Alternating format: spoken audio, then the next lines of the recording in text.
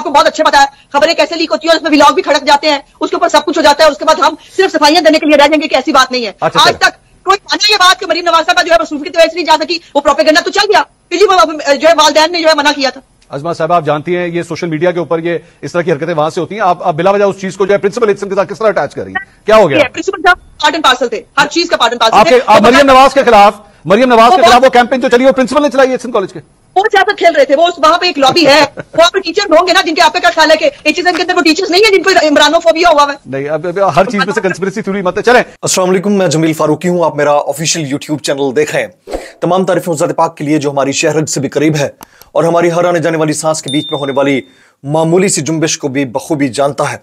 और तमाम दुरूद पाक नबी आखिरुज़्ज़मान हज़रत मोहम्मद मुस्तफ़ा अहमद मुज्तबा सल्लल्लाहु अलैहि वसल्लम की ज़ात पाक के ऊपर जो वजह तख्लीक़ कायनात है, जिनकी वजह से हम हैं, जिनकी वजह से ये कुल कायनात है। अब तक आप और हम ये समझते रहे हैं कि गवर्नर पंजाब और प्रिंसिपल एचएसएन माइक थॉम्सन के दरमियान जो मामला है, जो बोन ऑफ कंटेंशन है, वो अहद चीमा साहब के साहबजादे की फीस माफी का मामला है, जो गवर्नर पंजाब ने खत लिखा प्रिंसिपल थॉम्सन को और उसके बाद उन्होंने वो रिफ्यूज करते हुए मुस्ताफी होने का फैसला किया और ये मामला आगे बढ़ गया और इसके अलावा और कुछ नहीं है। लेकिन हालात इससे यकसर मुख्तलिफ हैं। उज़्मा बुखारी साहिबा ने इसका न सिर्फ इंकशाफ किया है बल्कि अपेरेंटली उनकी जो गुफ्तगू है उससे तासुर यह मिला कि शायद ये मामला मरियम नवाज शरीफ साहिबा के उस इवेंट के अंदर पार्टिसिपेशन के हवाले से शुरू हुआ जहां पर बच्चों ने आवे आवे न्याजी आवे और इस तरह के नारे लगाए थे। आपको याद होगा वो वीडियो बड़ी वायरल हुई थी और मरियम बीबी वहां तशरीफ नहीं ले जा सकी थी। शुरू में आपने मंसूर अली खान और उज़्मा बुखारी के दरमियान मुकालमे का कुछ ग्लिम्स मुलाहिजा किया, कुछ और स्टेटमेंट्स भी शामिल करेंगे जो कि उज़्मा बुखारी ने बजाते खुद दिए हैं और उनको समझने की जरूरत है वो कहना क्या चाह रही हैं, वो जो कहना चाह रही हैं उसमें कितनी सदाकत है, या ये सरफ नजर है एक प्रिंसिपल की शख्सियत से मामलात की तवज्जो हटाने का। दूसरा, आज एहतजाज हुआ गवर्नर हाउस के बाहर और उस एहतजाज में बड़ी तादाद में पढ़ी लिखी कम्युनिटी ने, जिसमें बच्चों के वालिदैन भी शामिल थे, उन्होंने शिरकत की। वो डिटेल्स क्या है, ये तमाम डिटेल्स आपके साथ शेयर करूंगा। इसके अलावा इमरान खान साहब की आज अडियाला जेल में सहाफियों से गुफ्तगू हुई है। न सिर्फ इमरान खान साहब बल्कि बुशरा बीबी भी अडियाला जेल में सहाफियों से बात करती रही। कुछ इंटरनल स्टोरीज हैं वो मैं शेयर करना चाहूंगा, वो बड़ी इंपॉर्टेंट है, इसलिए गुजारिश है कि आपने वीडियो को पहले मिनट से आखिरी मिनट तक देखना है। एक और गुजारिश, अगर आपने चैनल अभी तक सब्सक्राइब नहीं किया, सब्सक्राइब कीजिए, बेल आइकन यानी घंटा या घंटी अपने अंगूठे, उंगली या साथ रखे डंडे से दबा दीजिएगा ताकि तमाम तर नोटिफिकेशंस आप तक पहुंचते रहें। सबसे पहले हम बात कर लेते हैं, इमरान खान साहब ने आज अडियाला जेल में गुफ्तगू की है, इसको आपने बगौर सुनना है। जो लोग खासतौर पर मुल्क से बाहर रहते हैं उन्हें इमरान खान साहब की और बुशरा बीबी की खबरों के हवाले से डिटेल्स चाहिए होती हैं, वो मैं आपके साथ शेयर करना चाह रहा हूं। इमरान खान की अडियाला जेल में सहाफियों से गुफ्तगू की। इमरान खान साहब ने कहा कि चीफ जस्टिस काजी फायज ईसा से कहना चाहता हूं, इमरान खान साहब के कमेंट्स हैं, कि पीटीआई की 25 मई की पटिशन को सुना जाए, 9 मई वाकयात की तहकीकात के लिए जुडिशल कमीशन बनाया जाए। इमरान खान के खमीर में बदला लेना नहीं, यह बुशरा बीबी ने कहा। बुशरा बीबी ने कहा कि इमरान खान के खमीर में बदला लेना नहीं, मुसलमान किसी से बदला नहीं लेता। इमरान खान चाहते तो वो बनी गाला में आराम की जिंदगी गुजार रहे होते। वैसे इसमें कोई दूसरी राय नहीं है। इमरान खान अगर ये भी चाहते कि वो पॉलिटिक्स में ना आते, उनके पास अरबों रुपयों की प्रॉपर्टी थी जो उन्होंने क्रिकेट मैचेस के दौरान कमाई। इसके अलावा वो अगर चाहते तो अपनी शौकत खानम वेलफेयर ट्रस्ट को ही हेड करते और बाकी सारे काम छोड़ देते। वो चाहते तो पाकिस्तान के बाहर सेटल हो सकते थे। जमाइमा इज रिच लेडी, उनका खानदान रिच है, उनके साथ अमेलगमेट बना के अपनी जिंदगी बड़े आराम से गुजार सकते थे, उनको जरूरत नहीं थी पॉलिटिक्स में पढ़ने की। ये बुशरा बीवी की बात बिल्कुल दुरुस्त है। इमरान खान ने कहा कि डोनाल्ड ल्यू अगर रिजीम चेंज को तस्लीम कर लेता तो उसका दबाव पूरी जो बाइडेन हुकूमत पर आता। अमरीकी सफीर मुझे जेल मिलने नहीं आए, इमरान खान साहब ने कहा अमरीकी सफीर मुझे जेल मिलने नहीं आए, जब मुलाकात होगी तो डोनाल्ड ल्यू के बयान और पाकिस्तान में अमरीकी सफारत खाने के किरदार पर बातचीत करूंगा। इमरान खान ने यह भी कहा, राना सनाउल्लाह से मुतालिक जब उनसे सवाल पूछा गया तो उन्होंने कहा कि राना सनाउल्लाह के बयान पर यही कहना चाहूंगा कि माफियाज ऐसा ही करते हैं। हम 8 फरवरी वाले हैं, सियासी तौर पर मुकाबला करते हैं और ये मुखालफीन का खात्मा करते हैं। बड़ी नपी तुली स्टेटमेंट है इमरान खान ने जो कहा कि इमरान खान का राना सनाउल्लाह ने जो कहा कि इमरान खान का वजूद जो है जब तक खत्म नहीं होता, ये सियासी मामला दुरुस्त नहीं होते, तो उसके रद्द अमल में इमरान खान साहब ने ये बोला है। आगे चलते हैं। इमरान खान साहब ने उमर अयूब और शेर अफजल मरवत से मुतालिक भी बात की। वो कहते हैं उमर अयूब को कायदे हिज़्ब इख्तिलाफ, शेर अफजल मरवत को पब्लिक अकाउंट्स कमेटी का चेयरमैन नामजद कर दिया, यानी नॉमिनेट तो कर दिया इमरान खान साहब ने उमर अयूब को भी और शेर अफजल खान मरवत को भी, लेकिन अब इस पर स्पीकर साहब ने नोटिफिकेशन जारी करना है, यानी अब कुछ कॉन्स्टिट्यूशनल बाइंडिंग्स हैं, इसका तमाम तर मामला अब स्पीकर साहब की उसके डेस्क के ऊपर है। इमरान खान ने यह कहा कि नेशनल सिक्योरिटी कमेटी की मीटिंग में असद मजीद ने धमकी का बताया था। असद मजीद जो उस वक्त एम्बेसडर थे, मुझे पंजाब के पार्लिमानी लीडर की मुलाकात की इजाजत नहीं दी गई, कोशिश करूंगा कल पंजाब के पार्लिमानी लीडर से मुलाकात करके तमाम मालूमात हासिल करूं।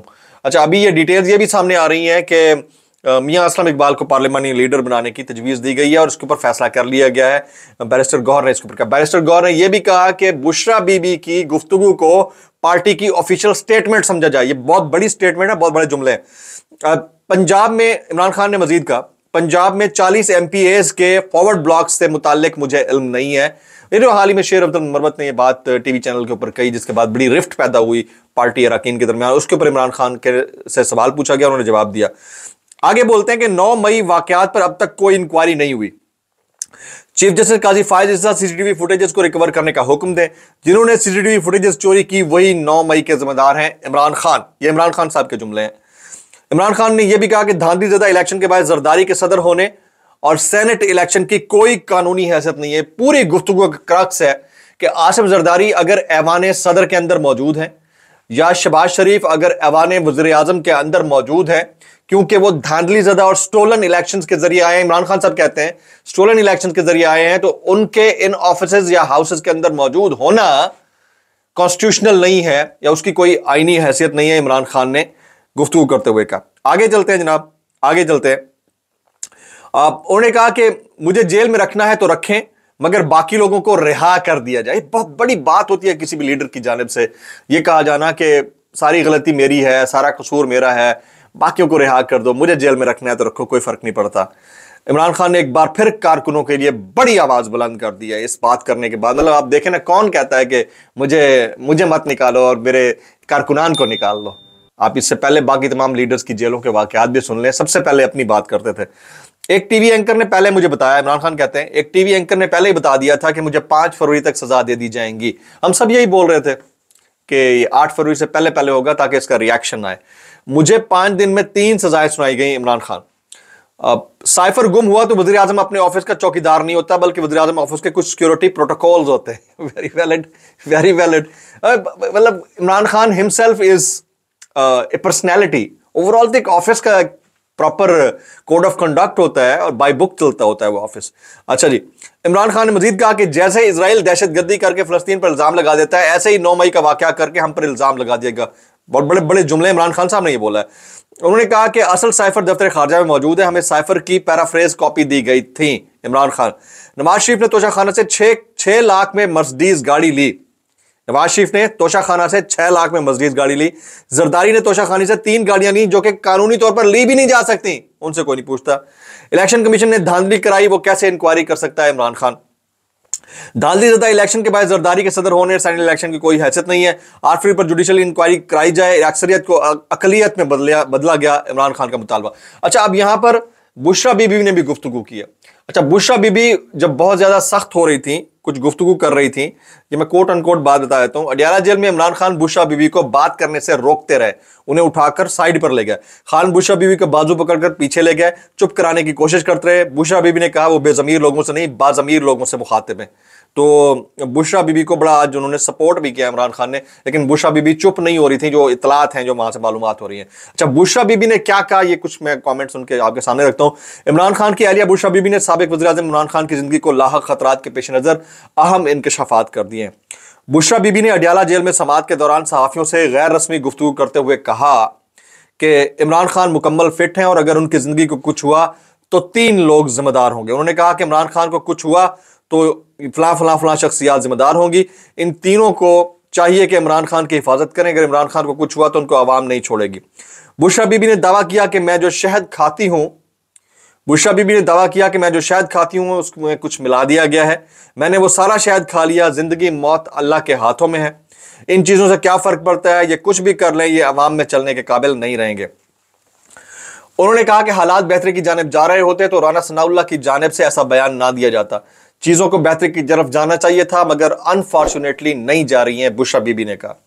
इमरान खान मुल्क और कौम की खातिर जेल में हैं, इमरान खान को कुछ हुआ तो अवाम उनको माफ नहीं करेगी, बुशरा बीबी के अडयाला जेल में गुफ्तगू।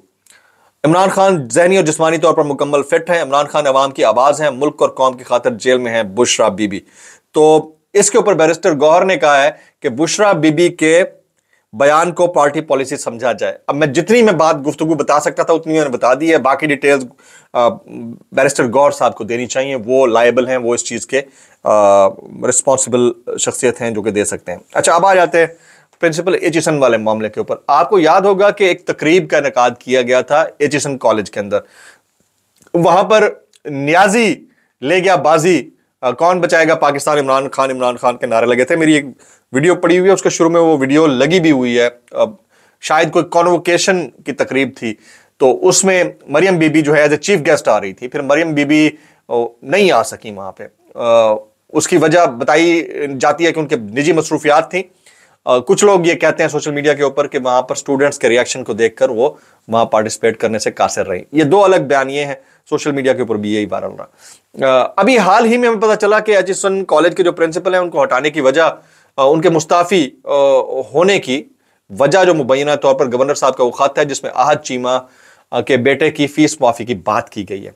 अच्छा, अब मंसूर अली खान और उस्मा बुखारी जो वजीर इत्तलात हैं इस वक्त पंजाब की, इनके दरमियान एक गुफ्तगू हुई और उस गुफ्तगू में उस्मा बुखारी ने यह कहा कि एचिसन के ये इल्जाम है बाकायदा तौर पर कि एचिसन कॉलेज के जो प्रिंसिपल हैं उनकी असलियत उनको पता है, वो सियासत करते हैं, वो क्यों नहीं गई थी मरियम बीबी वहां पर उस इवेंट के अंदर, उसकी भी वजह पता है और ये सारे काम करते रहे। तो इस तरह के गुफ्तगू जो आपने शुरू में मुलाजा की है वो उस्मा बुखारी ने इसमें की है। साथ साथ एक और कॉमेंट भी उन्होंने कहा, ये दो अलग बातें हैं कि मिडिल क्लास फैमिली के बच्चे का एचिसन कॉलेज में तालीम हासिल करना बड़ा मुश्किल होता है। ये वही आहद चीमा है जो पिछले 1 साल तक जेलें काट रहे थे। आहद चीमा की हर चीज जब्त की गई, पता नहीं उन्होंने घर का खर्चा कैसे चलाया। वो एडे गरीब ने, एडे मिडिल क्लास ने, एडी वड्डी वड्डी पोजीशनां भी ले रहे ने, विफाक दे विच इन्हां नूं वजारत भी मिल जाती है, ये सब कुछ कर लेते हैं, उसके बाद इनके पास पैसे नहीं होते यार। तो फिर आप सोचें उस गरीब का क्या बनेगा जिसको रमजान निगहबान पैकेज के बोरे के ऊपर नवाज शरीफ साहब की तस्वीर चिपकाकर उसके घर में बोरा पहुंचाने की बजाय उसको दफ्तर के चक्कर लगवाए गए, उनकी तस्वीरें बनाई गई, उनको बोरा भी नहीं मिला, उसका क्या बनता होगा।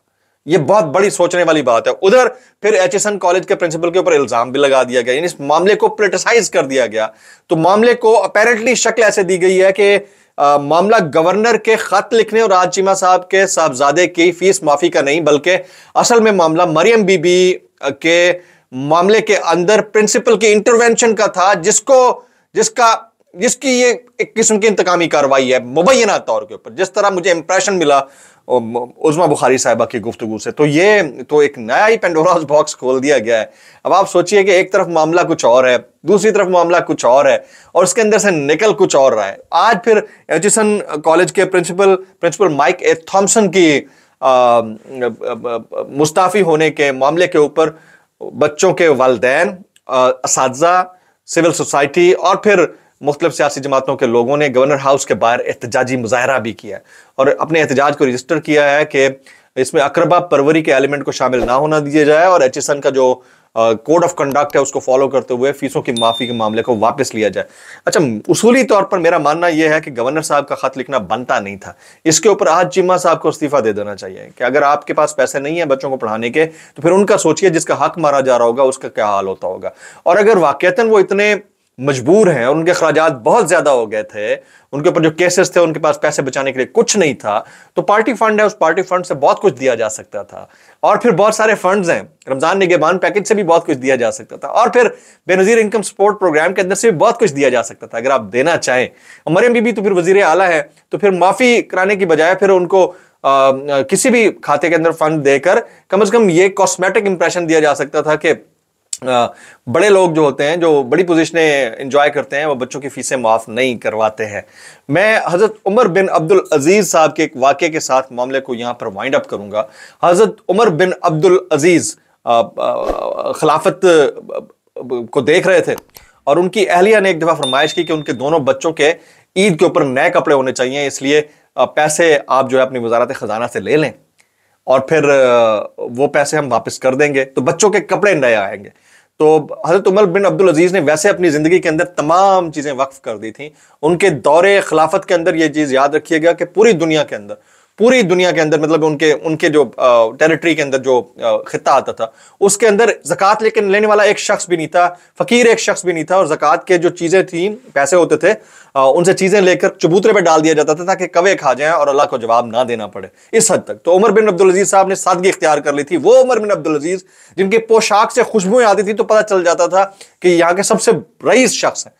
तो उन्होंने कहा ठीक है मैं कर लेता हूं, ईद पे बच्चों को नए कपड़े ले देंगे, मैं जरा वजीर खजाना से बात करता हूं। वो वजीर खजाना के पास गए, उनसे जाकर बात की और उन्होंने कहा कि मेरे दो बच्चों की ख्वाहिश है कि इस दफा कपड़े नए लिए जाएं, तो आपसे गुजारिश है कि 2 अदद तनख्वाहें जो हैं वो मुझे उधार दे दी जाएं, मैं 2 महीने के बाद ये वापस कर दूंगा और बच्चों की ईद अच्छी हो जाएगी। तो वजीर खजाना ने कहा कि हुजूर वाला बादशाह सलामत, आपसे अमीरुल मोमिनीन, आपसे कौन सी चीज हम परे रख सकते हैं, लेकिन आप मेहरबानी करके इस कागज के ऊपर मोहर के साथ अपने साइन कर दीजिए कि आप ये पैसे वापस कर लेंगे और अगले 2 महीने तक आप जिंदा भी रहेंगे। उसी बात के ऊपर हजरत उमर बिन अब्दुल अजीज पिछले कदम वहां से चल दिए और उन्होंने माजत कर ली कि मैंने गलत काम किया, क्योंकि मेरी जिंदगी के एक दिन का पता नहीं, तो मैं पैसे अगर वापस ना कर पाया तो मैं अल्लाह को क्या हिसाब दूंगा। तो जो लोग ओहदा रखते हैं उनको अल्लाह का खौफ इतना होता है, उतना नहीं जितना हमें यह दिखाया जाता है। व्लॉग से इतना ही। सब्सक्राइब कीजिए, बेल आइकन कीजिए, दुआ में याद रखिएगा। अस्सलाम वालेकुम रहमतुल्लाहि व बरकातहू।